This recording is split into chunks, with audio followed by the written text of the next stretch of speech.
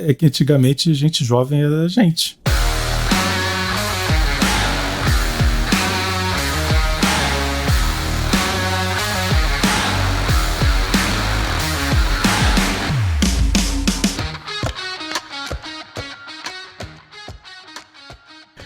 Olá, fãs dos artefatos marrons! Bem-vindo a mais um round do nosso Ringue dos Bárbaros, episódio 10. Eu sou o Thiago Jaqueli e comigo aqui, como todas as vezes, Fernando Portelada. Vocês se lembram quando a gente começou o Ringue dos Bárbaros? Será que já dá pra ter nostalgia daquele episódio 1? Lembro como se fosse ontem que eu te mandei uma mensagem aleatória. Sim. É isso. Eu lembro que eu falei assim, não, topo fazer, só não topo editar. Eu falei assim, fechou. Já tenho nostalgia, já pode falar assim, nossa, antigamente que era bom. Antigamente o Ringue dos Bárbaros só falava de proxy, aí que era massa. Sim, lembra quando a gente só tinha proxy pra falar? Agora a gente fica falando de outros assuntos, fica falando até de cartinha. Não é mais igual antigamente. Verdade.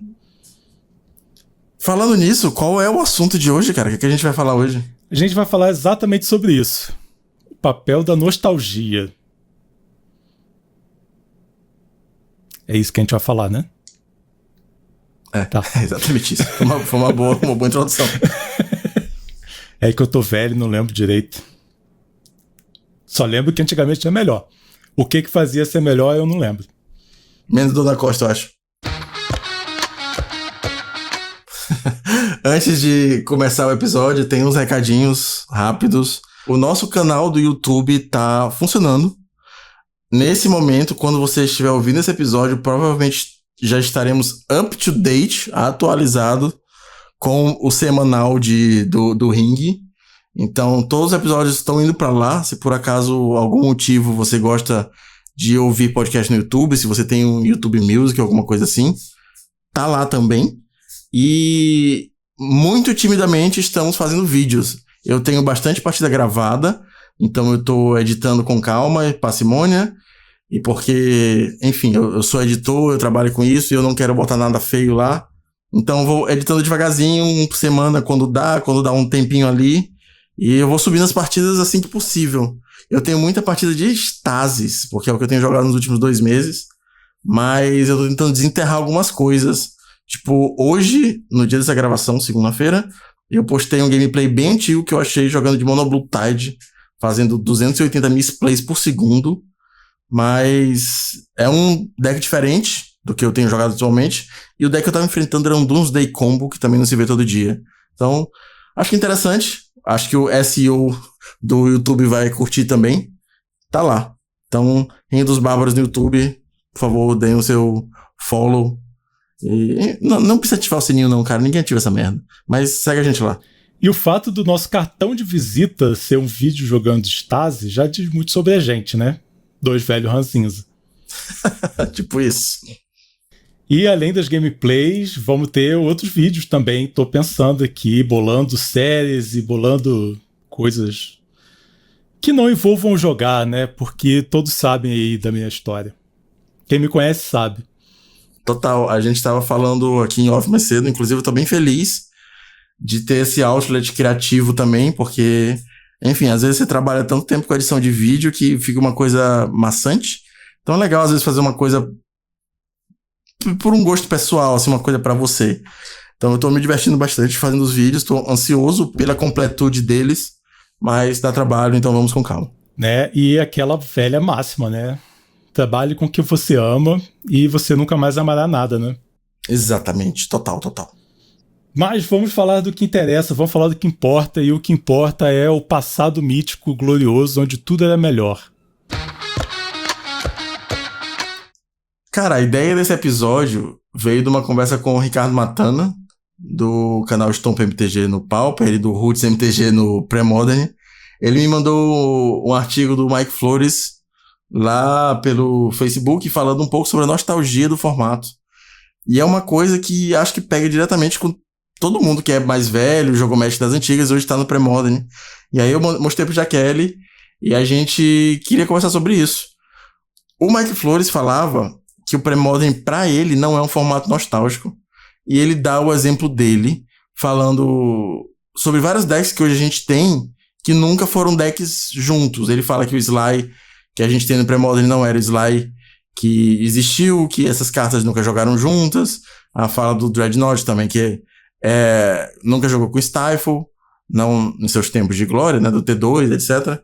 Então, pra ele, o Pré-Modern é uma questão de gameplay. Ele acha que é o melhor gameplay que ele já experimentou no Magic como um todo. Ele fala isso no artigo, tá? E fala que é um jogo competitivo como outros, mas não nostálgico. E já aconteceu casos da gente tentar convencer pessoas a jogar Pré-Modern, levantar esse fator da nostalgia, e a pessoa falar assim pra mim, cara, a minha nostalgia não é com Pré-Modern, a minha nostalgia é com Splinter Twin. Porque ela não jogou nessa época, ela jogou em outra. Então achamos que seria um negócio interessante pra comentar, que nostalgia é uma droga poderosa pra caralho. E começo te perguntando então, Jaqueline, tô tomando aqui as rédeas do podcast. Hoje você comanda. O Pré-Modern pra ti é mais nostálgico ou é mais divertido como um formato de Magic? Cara, eu sou imune à nostalgia. Eu deveria ter nostalgia, porque basicamente é a minha história, realmente um passado que era melhor, que eu era adolescente, que, cara, os torneios, a gente viajava, era tipo, fazia nada, assim, chegava da escola, tinha a tarde inteira pra pensar em Magic, eu ficava na aula escrevendo listinha e tal, com essas cartas. Talvez as cartas sejam um motivo de nostalgia, não os decks e não o formato e não como a gente encara ele hoje, totalmente diferente da época. Mas como eu tô completamente imune à nostalgia, eu tô nessa pelo... um extendedzão, né? Como você falou, tipo, o Dreadnought nunca jogou junto com o Stifle e nem no Extended. Eles nunca foram contemporâneos em formato nenhum. Só no Legacy, muitos anos depois e tal. Tipo, e mesmo assim era muito fringe. Então eu encaro como uma coisa nova, com peças antigas. E agora eu vou dar o spoiler do spoiler. Que eu estou desenvolvendo o formato da próxima nostalgia. Logo teremos novidades por aí sobre formatos nostálgicos pós-pré-modern, pré-ultramodern. Isso aqui. Spoilers virão. Que aí engloba a nostalgia de outras pessoas, né? Sim, com certeza. Mas eu fiquei curioso, por que tu é imune à nostalgia? Porque eu aprendi desde cedo que a nostalgia é a porta escancarada pro fascismo. Caralho, profundo.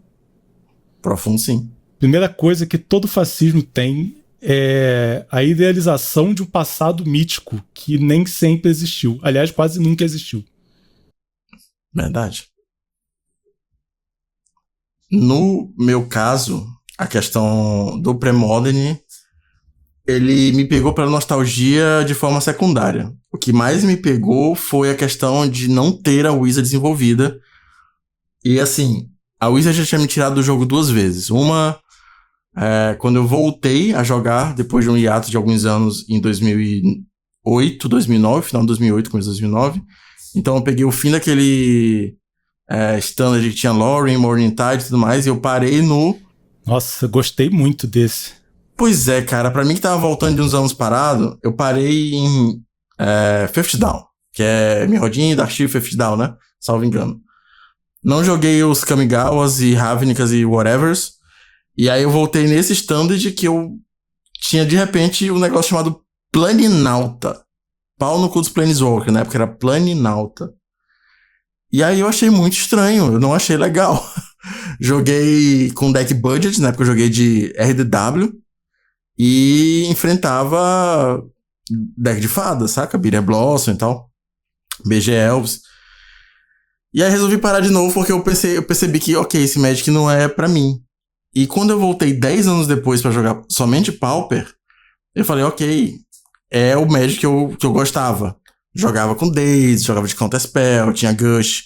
Só que mensalmente a Wizards ia lançando novas edições e ia deformando mais o formato que eu amava, até que ele ficou reconhecível. Parei de novo. Voltei pro Premodern com essa promessa de, ok, a Wizards não vai me encostar aqui. Show. E o segundo ponto foi a nostalgia, porque eu comecei a jogar oficialmente, ia sair o Apocalipse. Tinha Invasão, Conjunção, e ia sair o Apocalipse meses depois. Então, assim, a edição que eu comprei muito booster na época, com meu suado dinheirinho do lanche, suado porque eu ficava na bermuda e jovem, criança corre no recreio, foi o Apocalipse. Mentira, que eu não era tão jovem, eu tinha 13 para 14 anos na época. Jogava bola. E andava de skate. Mas enfim, então tem essa nostalgia de, ok, vou pegar essas cartas e vou jogar de novo. E quando o Eduardo, o meu amigo que me apresentou o formato, falou que podia usar bordas douradas, porque, novamente, o site oficial parece que falta bolas para assumir essa postura. Então é uma coisa da comunidade. Quando ele me falou sobre isso, que eu não sabia até então, eu tinha o deck do Jabaiano Borda Dourada quase todo completo, guardado comigo há mais de 20 anos.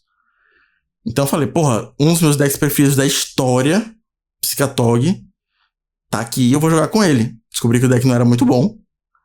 E aí a nostalgia ficou por aí mesmo. Comecei a entender o Premodern como um formato mesmo, e não como uma máquina de tirar nostalgia, saca? Então, tem essa nostalgia de algumas cartas, de interações. E eu tive a sorte de que eu jogava com os decks que hoje em dia existem no Premodern. Mas eles não são o que eram na época. Deixa eu falar de novo. Os Tazes não é esses Tazes de hoje. O que chega mais próximo é o Land Steel. Mas ainda assim, eu não tô jogando contra os decks que eu jogava antes. E eu acho que eu já falei em outro episódio aqui que pra mim não é... As cartas são só uma ferramenta. As cartas são uma ferramenta pra eu conseguir jogar o jogo, assim. Se eu pudesse jogar igual que as pessoas jogam xadrez sem as peças, eu jogaria. Só imaginando, sabe? Caralho. Mas aí como é que vou saber o que tá no topo do meu deck, né? É tipo isso. Então eu tenho um pouco de saudade das cartas. Eu acho o frame o frame do Premodern que me dá um pouco da nostalgia. Carta de Magic de verdade. Sem ser a carta de Magic depois de 8ª edição dentro do caixote. Foda. Cara, eu lembro que quando eu olhava, eu era jovem, adolescente nessa época, 13, 14 anos, eu pegava as cartas, parecia que eu tava jogando RPG, aqueles livros de D&D, só que em cartinha. E isso é uma coisa que, assim, que falou comigo de um jeito, cara, indescritível. E hoje a gente tem um Fortnite de cartas. Então, assim, talvez seja o que a criançada curta. Não sei se tem criançada jogando Magic. Não sei se eu falar criançada tá entregando muita minha idade. Mas, enfim, todo mundo tá ouvindo a gente aqui. É meio calvo, já é separado, tem 2 filhos pra criar. A criançada de hoje já tem 20 anos e não quer trabalhar em qualquer emprego. Certo eles. Essa pauta da geração Z eu abraço. Queria que os millennials fossem assim também. A gente só tá com depressão, entupido de café e burnout. Um outro ponto que é sobre a nostalgia que é interessante comentar, eu mandei esse podcast pro Jaqueline também, e ele foi pauta na pré-modern esfera, essa expressão que eu tô inventando agora, no ano passado. Tem um podcaster e figura da comunidade super presente, que o nome dele é Brian Manolakos. Ele é podcaster do All Things Considered, que é um podcast bem antigo de pré-modern, é um cara que tá lá desde o começo. E ele gravou esse podcast no ano passado, falando sobre... o título é Pre-Modern State of the Union, tipo, o estado da nação pré-modern. E ele fala que o pré-modern pra ele piorou muito, que é um formato que se afunilou de um jeito que ele não gosta. E eu vou citar o que ele disse, que foi uma coisa que me marcou muito. Ele falou, abre aspas, eu não consigo fazer 5-1 com um Brill hoje em dia. Eu tinha 40% de chance de meter um 5-1 com um Brill alguns anos atrás. Hoje em dia é mais ou menos uns 10%. Então, eu vejo que essa pessoa jogou Premodern principalmente como um refúgio, não só de nostalgia também, mas como aquela pessoa que vê a banda tocando no barzinho da esquina e quando ela fica grande, tocando no estádio, ela não acha mais legal, porque ela não consegue mais ver ela pagando sua consumação de bebida, saca? O Premodern estourou, ele obviamente se afunilou, porque entraram várias pessoas que estão buscando um Magic competitivo, diferente do Commander. Inclusive, tem um vídeo que eu vi essa semana, não sei se é novo, mas eu vi essa semana, com o Mengu jogando o Commander com a pessoa da Card Market, e tem uma interação que um cara fala assim, não, eu não anulo tua mágica se tu não me atacar. E aí o Mengu fica, tipo, chocado, como assim? A jogada certa é anular essa mágica dele. Como é que você não vai fazer isso? No Commander a gente não faz a melhor jogada. Aí a galera, não, Commander é isso, é conversa e política. E eu entendo o que é isso também, saca? E então, assim, entrou uma galera competitiva, não é uma galera do casual de Commander, de tomar café, bolo e ficar jogando mesão de 4 horas. E essa galera quer ganhar. Magic é um jogo competitivo X1 que uma pessoa sai vitoriosa e a outra não. E a maioria gosta de sair vitorioso, tá? Então, teve esse afunilamento do formato, sim. Teve um aperfeiçoamento de estratégias, sim. E o Premodern não é mais aquele formato de fundo de garagem. Você vai meter a mão na caixa de sapato e montar um deck. Hoje tem um metagame. Não é fechado, não é resolvido. Tem deck pra caralho. Mas não dá mais pra jogar contra um Dreadnought super otimizado, com a galera fazendo side guide a porra toda, com sua, sei lá, seu deck da cabeça e da caixa de sapatos. E eu acho que isso, junto à nostalgia, também é um fator que trouxe gente no começo e talvez esteja expulsando agora. O que tu acha sobre isso? Cara, sobre essa declaração, eu acho que o cara quer ter tudo ao mesmo tempo. Ele quer jogar lá as cartinhas dele, tipo UG, Cefálidas, Agro, e ao mesmo tempo ele quer ganhar, né? Tipo, ele tá reclamando que as pessoas jogam pra ganhar, e daí ele tá reclamando que ele não ganha mais, porque ele fica inventando deck. E eu acho que eu acho isso aí negacionismo. Por quanto que essas Brill do cara não ajudou as pessoas a ver o deck, vou melhorar, vou jogar vou jogar contra. O quanto que ele não alavancou a construção desse metagame e agora ele tá renegando. Eu acho que esse maluco é meio amargo da vida, assim, tipo, sinceramente. Ele quer ficar lá junto com 3 ou 4 amigos jogando com as cartas da caixa de sapato. Que não acho nada errado. Só não venha reclamar que você não está ganhando. Eu acho que ele tá querendo jogar Commander e ele não tá sabendo pedir. É bem por aí. Esse ponto que você falou dos amigos, eles também comentam no episódio que a comunidade não parece mais o que era. Mas claro, porra, entrou 80 milhões de pessoas no grupo. Não é mais aquele grupinho seleto de pessoas que se parecem com você, que falam como você, que tem dinheiro como você. Então, assim...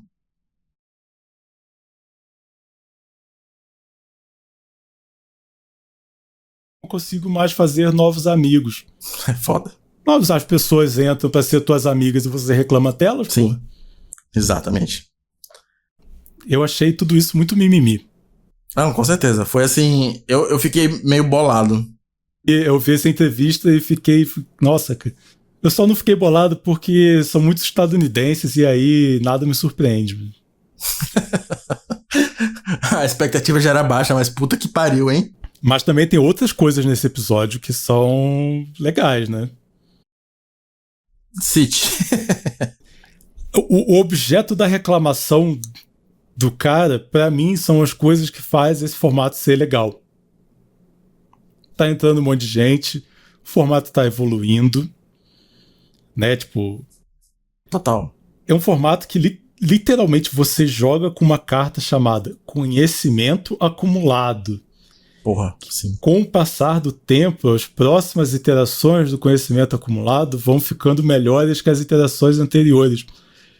E qual a parte disso transferida para o metagame ele não está entendendo?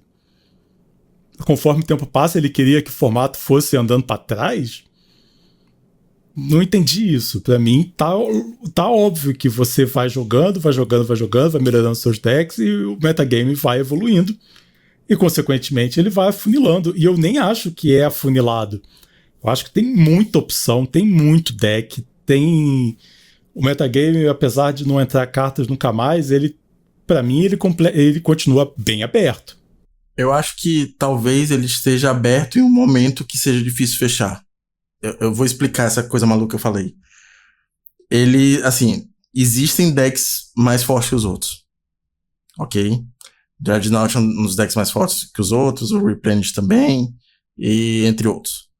Mas eles não são tão mais fortes que os outros, e como não vai entrar mais carta, é possível que os outros acompanhem e se torne esse metagame mais cíclico. Uma coisa que o pessoal tem comentado muito aí fora, nos podcasts, obviamente, é que o Burn tá meio morto. Que a partida contra o Dreadnought tá meio resolvida pro Dreadnought. O Dreadnought tá muito popular lá fora. Então, o Burn deu meio essa caída. Só que, eventualmente, as pessoas vão se preparar melhor contra o Dreadnought e vai abrir uma abertura pro Burn. Não vai ter essa carta nova que vai chegar e vai quebrar o deck de uma vez. Ele tá lá pronto, é forte pra caralho, mas ele não vai, tipo, transbordar. Ele vai ficar o que ele é hoje.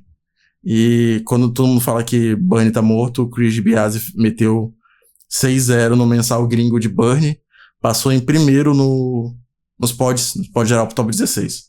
Então, cara, Burn tá queimando sim.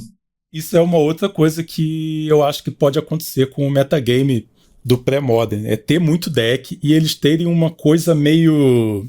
Eles terem uma coisa meio dread. Que é um deck que ele sempre existe, é frágil, mas se você não se você acha que ele tá morto, ele vai ganhar uma coisa grande. Né? Tipo, esses decks vão continuar existindo, mas eles vão ter períodos de alta e baixa dependendo da presença dos outros decks no formato, né? Sim, com certeza. Você, o Burn tá morto. Ele continua sendo um deck bom, mas ele tá morto porque tem muito Dreadnought. Se alguém der um jeito de segurar os Dreadnought e ele perder essa força, pode ser que o Burn suba. Esse metagame call e pedra, papel, tesoura e conhecer o seu metagame local para você escolher deck é uma habilidade que faz parte do hall de habilidades de um bom jogador de Magic. Com certeza. Deck selection, metagame e ler o metagame, né? Inclusive, vale ressaltar que a gente teve o vencedor de janeiro. Vamos falar de dezembro, né? Porque dezembro também aconteceu. Eu não lembro quem ganhou em novembro, mas em dezembro quem ganhou foi um RG Fires com Orcish Lumberjack. Tô falando do nosso mensal de webcam, tá? Em janeiro quem ganhou foi um Psicatog. A gente teve entrevista aqui com o Anderson. E em fevereiro quem ganhou foi um Landsteel, que a gente teve entrevista aqui com o Dr. Miller. Então, assim, teve Dreadnought no torneio, teve Replenish, teve a porra toda, teve Terragedon, saca? Teve Goblins, teve Bunny, e são 3 decks bem off-meta que conseguiram levar. Eu não acho que é sorte. Eu acho que os decks estão vivos. Talvez não estejam mais em evidência como estiveram em algum momento, mas estão vivos, atuantes e botando pau na mesa aí nos mensais, cara. Sim, e como tem muito deck no metagame, tem uma questão do que caminho que você faz, quem você enfrenta até você chegar no top. Né? Tipo, às vezes você deu sorte do deck que ganha de você ter ido mal no grupo dele porque tinha muito hate natural e tal. Então você pode ter esse caminho de sorte. E, entre aspas, sorte, né? Porque escolher o deck não é só sorte. Sim, apesar de que eu não acho que a maioria das pessoas escolham o deck que vou levar pro mensal pensando nisso. Eu acho que eles escolhem qual deck que não é ruim e eu gosto de jogar. Às vezes nem pensa no que não é ruim. Só qual deck eu gosto de jogar. Mas vamos pensar assim, o deck que não é unplayable. Deck playable. Não é Monogreen Centauro. Não sei, tem gente que gosta, né? Faz Mana Bud, Mana Jorael Centauro. Abraço, Murilo. Não sei, não sei, tô brincando. Murilo gosta dos seus decks criativos. Mas sim, eu te entendo. Eu mesmo não faço minhas escolhas com base nisso. A gente não tá nesse tipo de competitividade que... Agora já entrando outras fofocas do presente, que eu não escolho o deck que eu vou jogar baseado nisso, como se eu fizesse essa escolha para jogar uma final do Circuito Liga Magic, que vai ter. Se eu tiver para jogar uma final de Circuito Liga Magic, aí eu vou pensar metagame, qual deck que é melhor, qual deck que eu vou conseguir jogar melhor, qual que vai estar mais bem posicionado, vou conversar com um monte de gente. Mas a gente simplesmente não tem esses incentivos para ter esse tipo de comportamento no nosso mensal, especialmente. Não mesmo. Eu acho que também nem nas lojas, na LPP, eu acho que não chega nesse ponto.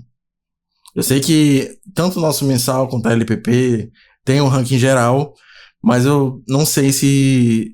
Pelo menos no mensal, eu não sou tão tryhard assim, eu tô jogando pelo ranking também, como eu falei no último episódio. Como você falou, eu escolhi um deck que eu sei que vai me dar chance, mas tipo, se você conversar, ou melhor, se você ouvir os podcasts gringos e alguém te falar de Stasis, não vamos falar de Stasis, cara, vamos falar de 10 decks antes de falar de Stasis, é um tier 3, e eu tô indo super bem com deck esses meses, cara.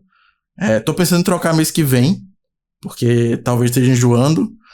Ah, mas você não tá indo bem? Tô, mas entra naquela coisa de, talvez seja uma boa trocar de deck, talvez seja mais divertido. Então, tem isso.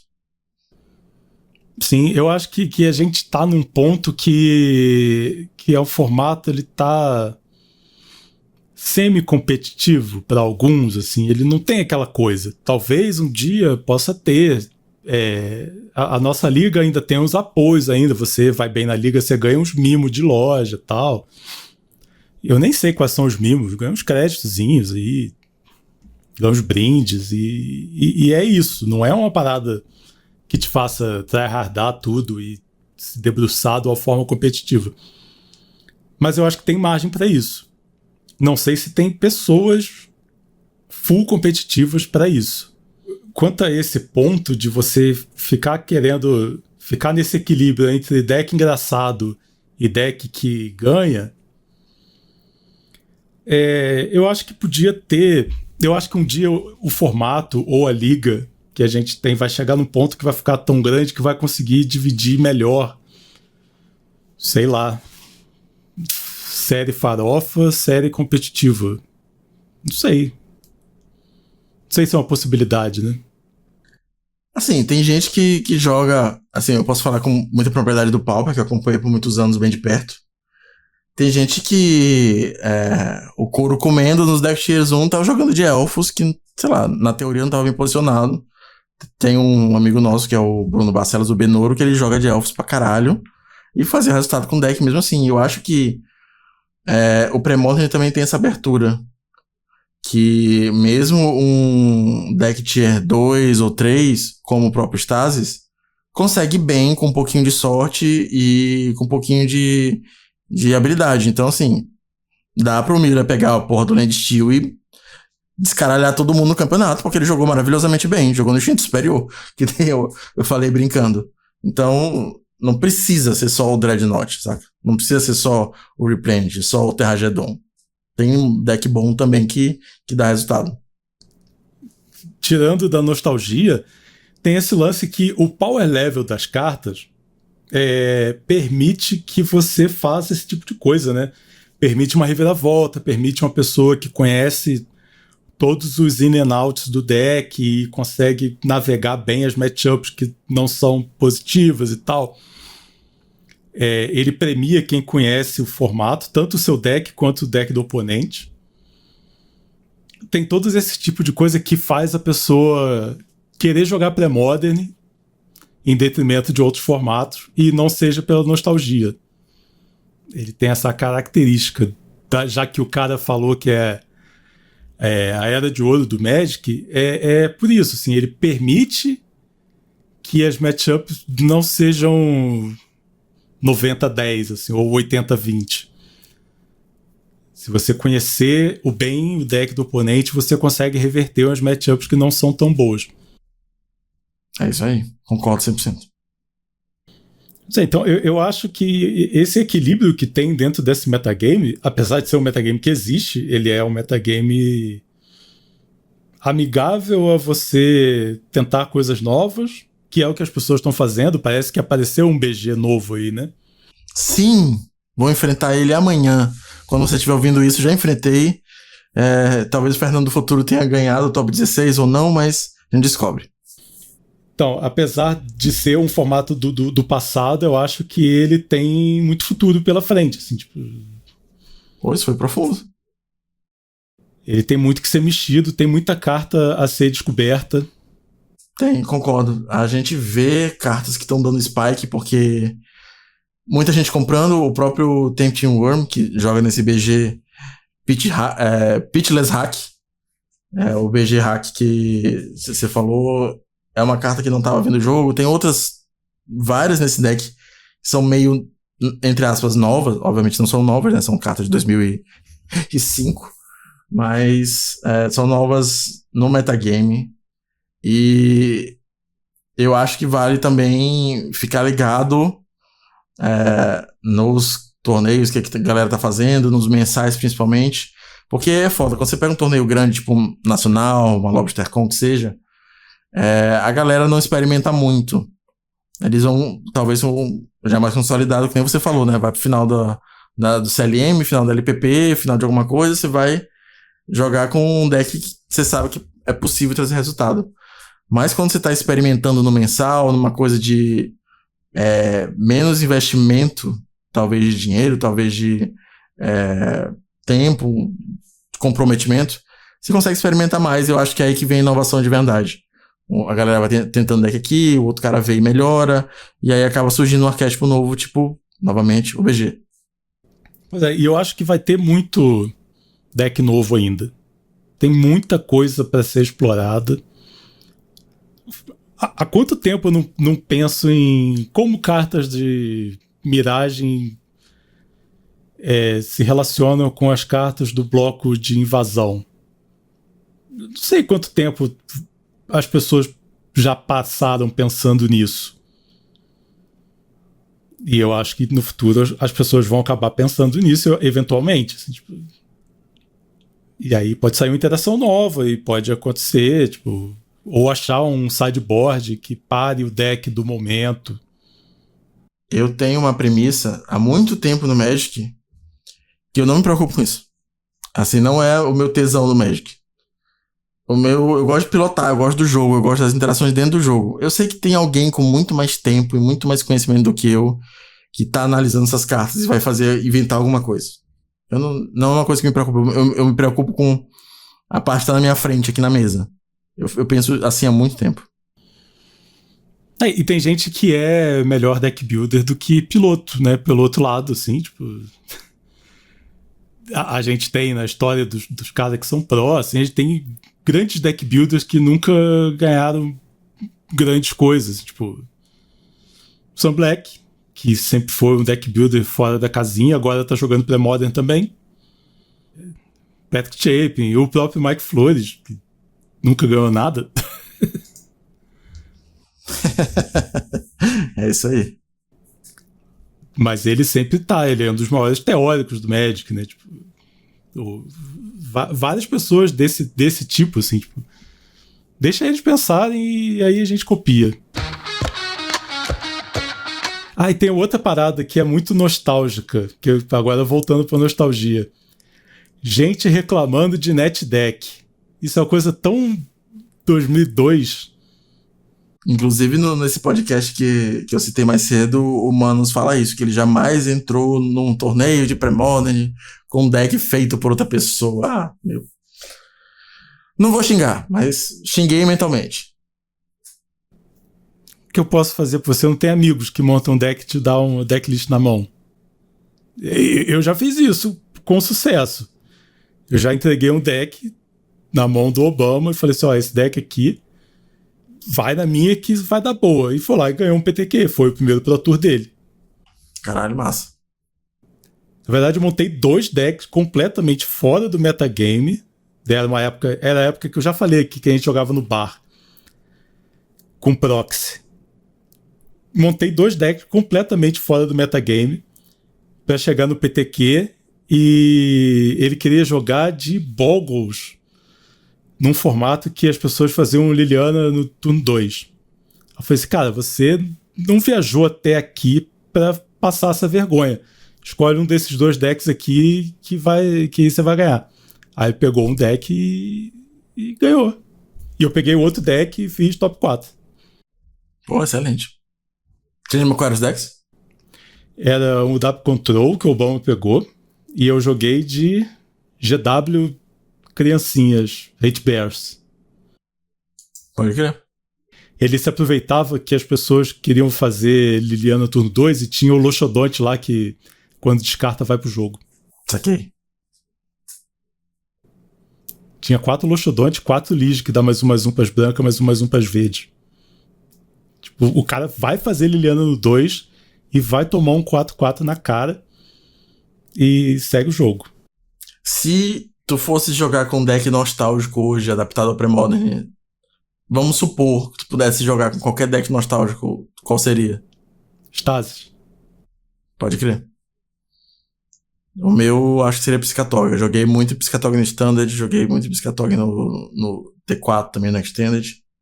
Assim, eu tenho o deck, mas eu não tenho habilidade, eu não acho que ele consiga me carregar. Mas foi um deck que eu joguei bastante na época. E eu joguei muito de Mono Black Control de Tormento também. Joguei pra caralho com esse deck. Eu vou jogar de Stasis, mas não o meu Stasis de 1996. Por favor, bota uma Forsaken City. Né? Tira uma geleira minguante e adiciona uma Forsaken City. E tira, nossa, muda muito, né? Porque era o W. E agora é Monoblue, e as pessoas já tentaram com verde. Então, mesmo a nostalgia já é uma nostalgia meio distorcida, né? A nostalgia é só olhar o Stasis no Shield de novo. Sim, a nostalgia é pela carta Stasis, não pelo deck inteiro. Voltando ao que o Mike Flores disse, o deck nunca teve as interações de Forsaken City e Stasis no mesmo momento, né? Eles nunca viveram no mesmo universo. Eu até te perguntei, mas como é que o deck ganhava? Foda.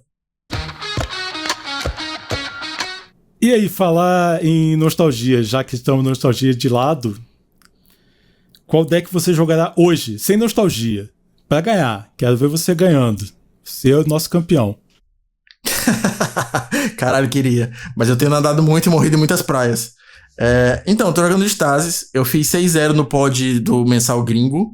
Amanhã, na terça-feira, dia 25, eu vou jogar top 16 contra um BG hack. Não tô muito confiante. É uma partida que eu não conheço. Eu não tive tempo pra me preparar.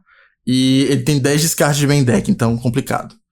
E eu fiz, entre aspas, 5-0 no pod do Mensal BR. Também com Stasis, mesma lista. E vou jogar o top 16, ainda não marquei, mas vai ser contra um Solution. É uma partida que eu acho que eu tenho um pouco mais chance. Jogar de... Assim, eu tenho mais controle que ele. Mais permissão no deck, então... É uma partida que eu acho um pouco melhor pra mim. O engraçado é que a gente teve um torneio de 40 pessoas. 40 e poucas pessoas. E a gente teve 4 drops no torneio inteiro. 3 foram no meu pod. Então, desse 5-0, foi um 2-0 e 3 drops. O que é foda. Preferia ter jogado jogos. Mas é isso, né? Às vezes tem dia que é noite. E, cara, eu gostaria muito de jogar de Replenish Combo. Eu acho o deck excepcional. Eu acho maravilhoso. Mas eu não tenho as cartas e o torneio gringo não permite proxy. Então, assim, não dá pra ter City of Traitors e Intuição. City até dá porque tem borda dourada. Tipo, uma damage, uma HPzinha, tipo, R$100 e poucos, dá pra fazer o esforço. Mas Intuição não tem. Então, isso me fode. Intuição é necessária pra caralho. Eu jogava de Replenish Control, que é a versão mais barata, que não leva essas cartas, não leva City, não leva Tumba, não leva Intuição. Mas eu levo o resto. Que é um deck bom, de verdade. Eu acho que ele ganha do Replenish Combo, mas ele não é tão explosivo e tão resiliente como o combo. Acho que se fosse pra ganhar mesmo e o budget não fosse um problema, seria Replenish Combo hoje. Eu estou 100% de férias. Mais uma semaninha aí, até começar o próximo mensal. Mas em compensação, sábado passado, eu organizei um torneio que começou e terminou no próprio sábado. Não foi o melhor dos torneios, mas pelo menos aconteceu. E eu espero que aconteça mais vezes. Talvez eu abra para os gringos para poder dar mais gente e tal. Eu prefiro fazer isso do que jogar. Eu prefiro fazer qualquer coisa do que jogar.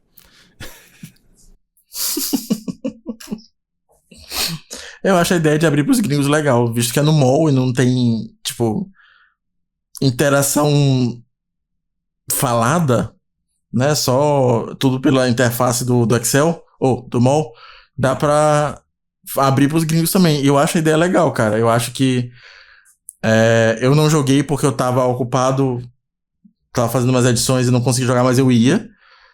Inclusive eu até falei com o Jaqueline de pegar o deck emprestado. Mas eu acho que a gente anunciando mais cedo, divulgando legal, dá pra fazer um negócio massa. Principalmente divulgando no Facebook, saca? Se encontro com você pra entrar no Facebook. Por favor, vamos divulgar. Porque eu não vou entrar. Beleza, combinado. Eu tô lá ainda. Eu uso pra 2 coisas, pra jogar torneio de pré-modern e ver os aniversários. Todo dia eu entro. Então, quando a gente tiver a próxima data, a gente faz um bannerzinho e divulga lá nos canais do WhatsApp e no Facebook também. Beleza, esse foi mais um round do nosso ringue. Não se esqueça de seguir onde quer que você esteja ouvindo esse podcast. Compartilha, manda naquele grupo lá, seu grupo local, que as pessoas não tenham muito conhecimento ainda do grupão e tal, onde que rola torneio. Siga a gente nas redes sociais. Portelada, fale suas redes sociais aí pra gente te achar. Cara, é foda, mas assim... Tô no WhatsApp, tô no grupão. Toda vez eu reclamo disso, porque, tipo... Enfim, eu não sou muito de interagir em redes sociais. Tô no Instagram com underline fportelada, tô no Threads também. Mas é mais fácil você falar comigo no WhatsApp mesmo, cara. E eu também tô no grupão. E tô no Blue Sky. @Jaqueline. E eu até interajo mais no Blue Sky, eu tô achando legal, que parece o Twitter do começo. Então tá legal, tá interessante. E siga a gente no YouTube, porque vai ter, além do conteúdo que você tá ouvindo aqui, tá tendo vídeo, tem vídeo de gameplay, vão ter vídeos que não são de gameplay, vai ter vídeo de teoria, vídeo de história, vai ter talvez alguns gameplays de torneio, não sei. Vejam, deem views pra gente, faça a gente crescer, que aí as coisas vão acontecendo melhor. Fácil. É isso aí. Beleza, muito obrigado por que chegou até aqui. Semana que vem tem mais um round no nosso ringue. Até mais.